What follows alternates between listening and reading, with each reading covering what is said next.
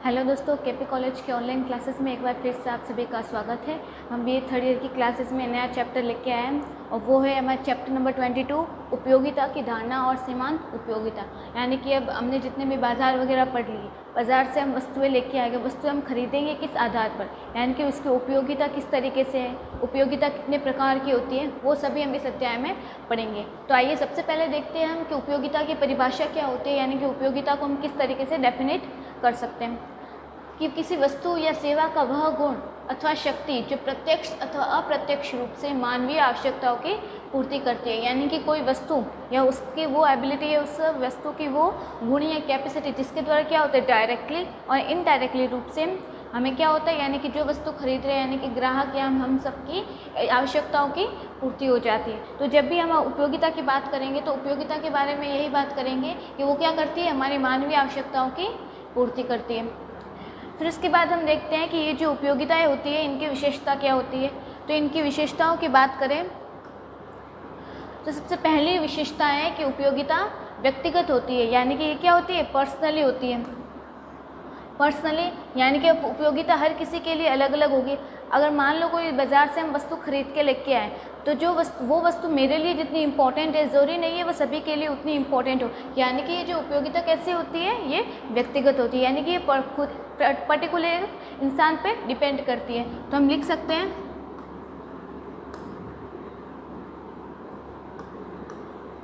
Personally dependence, यानी ये क्या करती है, पर्सनली डिपेंड करती है। फिर उसके बाद दूसरी विशेषता के बारे में देखते हैं कि यह वस्तुगत होती है, यानी कि हर किसी वस्तु की अलग अलग विशेषता होती है, हर व्यक्ति की अलग अलग विशेषता होगी, यानी कि हर वस्तु हर एक व्यक्ति के लिए अलग अलग डिपेंड होगी। उसी तरह हर वस्तु भी अलग अलग होगी, यानी कि एक वस्तु जितनी इम्पोर्टेंट है ज़रूरी नहीं है कि सारी वस्तुएं भी उतनी इम्पोर्टेंट होगी। यानी कि जो विशेषता या उपयोगिता होती है वो हर एक वस्तु के लिए अलग अलग होती है। उसी के साथ साथ हर एक व्यक्ति के लिए भी इनकी उपयोगिताएं अलग अलग हो सकती है। फिर हम इसका मापन कर सकते हैं, डेफिनेटली मापन कर सकते हैं कि कोई वस्तु हमारे कितने उपयोग में आ रही है, हम इसका कितना यूज़ कर रहे हैं, वो हमें बेनिफिट कितना दे रही है। यानी कि हम उसको मेजर कर सकते हैं कि इससे हमें कितना लाभ हुआ, हमें कितनी इसकी ज़रूरत थी, वो सारी चीज़ें हम क्या कर सकते हैं, इसका मापन कर सकते हैं कि हमें इतनी इसकी ज़रूरत थी, इसके लिए हमने ये सारी चीज़ें खरीदी थी। फिर उसके बाद इस वस्तु के लाने से मुझे कितना फ़ायदा हुआ, मेरे काम में कितनी आसानी हुई, मुझे कितना बेनिफिट हुआ, मेरी आवश्यकताओं की पूर्ति हुई या नहीं हुई, हम इन सभी चीज़ों का मापन कर सकते हैं। यानी कि हम उपयोगिता का भी मापन कर सकते हैं।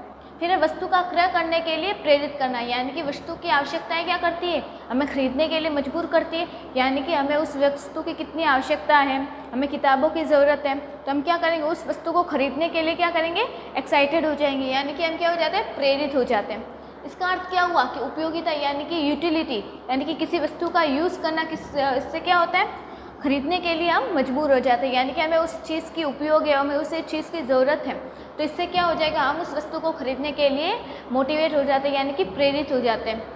फिर उसके बाद में जो अगली विशेषता है इसकी, व्यक्ति की मानसिक स्थिति से इसका संबंध होता है। यानी कि जो वस्तु की उपयोगिता होती है वो उसके माइंड से डिटेक्ट होती है। यानी कि अब ये कैसे हो सकता है, इसके बारे में अगर हम लोग देखें तो यानी कि किसी वस्तु की हमें कितनी आवश्यकता होती है, ये किस पे डिपेंड करेगा कि उस चीज़ की हमारे लाइफ में कितनी ज़्यादा वैल्यू है, कितनी इम्पोर्टेंस है। और ये सारी चीज़ें कनेक्ट होती है मेंटली, यानी कि मेंटली जो कैपेसिटी होती है हमारी उससे डिटेक्ट होती है, यानी कि उससे इन्वॉल्व होती है। फिर है उपभोग पर निर्भर नहीं करती, यानी कि कोई वस्तु कितनी इंपॉर्टेंट है ये उसके यूज़ करने पर डिपेंड नहीं करेगी, यानी कि वो हमारी आवश्यकता की पूर्ति कितनी कर रही है, यानी कि किस पे डिपेंड करती है, हमारी नीड पे डिपेंड करती है, ना कि यूज़ करने पे। यूज़ पे डिपेंड नहीं करती, हमारी नीड पे डिपेंड करती है, कौन, उपयोगिता।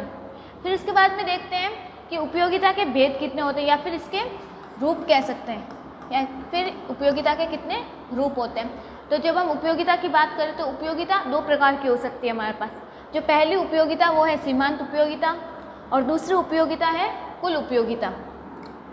सबसे पहले हम देखते हैं सीमांत उपयोगिता। अब ये सीमांत उपयोगिता क्या होती है, वह उपयोगिता जो सबसे कम तीव्र इच्छा को संतुष्ट करती है। यानी कि इसके नाम में क्या है ना, सीमांत, सीमा का अंत।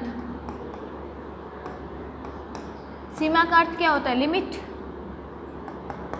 यानी कि लिमिट, और अंत का क्या हो गया, एंड। यानी कि हमने क्या किया, यानी कि वो यूज़ या फिर उस टाइप की यूटिलिटी जो क्या करती है, हमने लिमिट बना ली, यानी कि उस लिमिट से हमें आगे नहीं जाना, यहाँ तक आके वो इच्छा क्या करती है, हमें संतुष्ट कर देती है।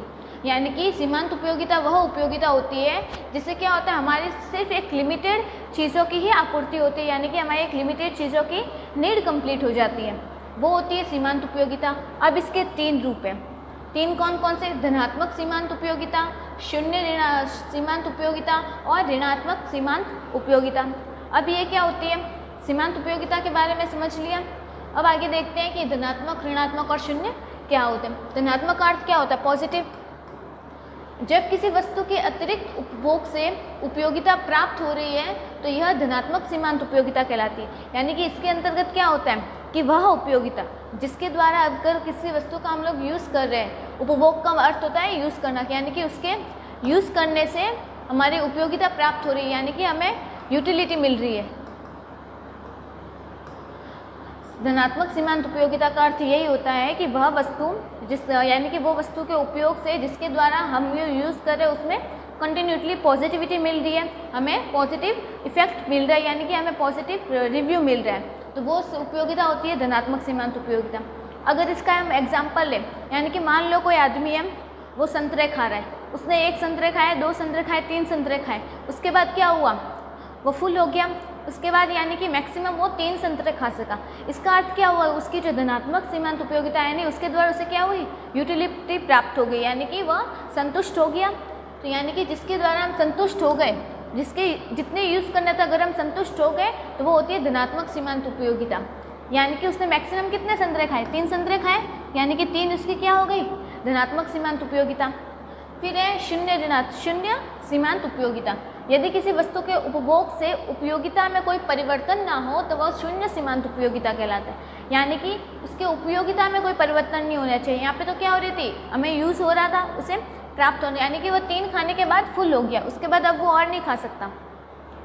उसी तरह क्या होगा, इसमें क्या होता है शून्य में कि अगर वो खाए जा रहा है लेकिन उसमें क्या नहीं हो रहा, उसमें कोई परिवर्तन नहीं हो रहा, यानी कि उसे कोई फर्क नहीं पड़ रहा, तो वो कहलाएगा शून्य सीमांत उपयोगिता, यानी कि उसमें कोई परिवर्तन नहीं हो रहा है। फिर आगे हम देखते हैं जो तीसरा है ऋणात्मक सीमांत उपयोगिता क्या कहलाती है। यदि किसी वस्तु के अतिरिक्त उपयोग से उपयोगिता में कमी आ जाती है, यानी कि वह उसका यूज़ करना कम कर लेता है। जैसे कि मान लो वह संतरे खा रहा है, 3 तक खाकर फुल हो गया, वो हो गई धनात्मक सीमांत उपयोगिता। अब वो खाए जा रहा है तो उसमें अगर कोई परिवर्तन नहीं हो रहा तो वो है शून्य सीमांत उपयोगिता। अगर अब वो खाए जा रहा है लेकिन उसमें कोई उपयोग नहीं हो रहा, उसमें कोई इफेक्ट नहीं हो रहा, तो वो कितने खाएगा, उसने 4 खाए, 5 खाए, 6 खाए, 7 खाए, लेकिन अब 7 खाने के बाद क्या होगा, उसके बॉडी में इफेक्ट होने लगेंगे, उसे अपच होने लगेगा, कुछ भी होने लगेगा, यानी कि उसका पेट खराब हो जाएगा, क्योंकि इतने संतरे खाएगा तो वो पेट खराब ऑब्वियसली होना ही है।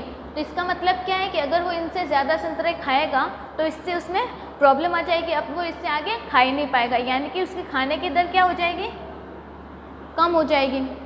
तो ऋणात्मक का अर्थ क्या हुआ, नेगेटिव। इससे क्या हो रहा है, उसके खाने की दर में कमी आ रही है। धनात्मक में क्या हो रहा था, उसने खा लिया, उसके जो खाने की दर थी इसकी भी कम हो गई थी, लेकिन इसका इफेक्ट क्या हुआ, हमें पॉजिटिव इफेक्ट मिल रहा था, यानी कि इसकी उपयोगिता प्राप्त हो रही थी, इसमें उपयोगिता प्राप्त नहीं हो रही है। ये थे सीमांत उपयोगिता के तीनों टाइप, धनात्मक, ऋणात्मक और शून्य। फिर एक फॉर्मूला है mu = du/dq। यहाँ पे जो mu होता है उसे कहते हैं सीमांत उपयोगिता, यानी कि मार्जिनल यूटिलिटी। mu बराबर सीमांत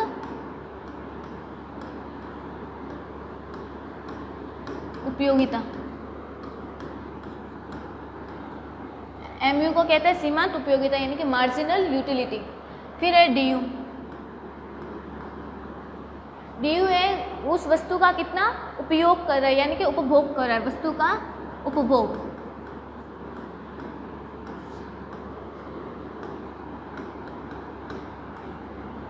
और dq का अर्थ होता है कुल उपयोगिता। तो सीमांत उपयोगिता को हम इस फॉर्मूले के द्वारा भी हम सॉल्व कर सकते हैं। फिर है सेकंड जो टाइप है उपयोगिता का, वो है कुल उपयोगिता, यानी उपभोग की गई कुल वस्तु का योग, यानी कि उसके द्वारा कितनी वस्तु खाई गई है, ये उसका कितना यूज़ किया हुआ है। इसका एग्जांपल ले लेते हैं। मान लो कोई व्यक्ति है, उसने पहले फेज में सुबह क्या खाई, 21 रोटियां खा ली, ठीक है, मान लो 21 खा ली।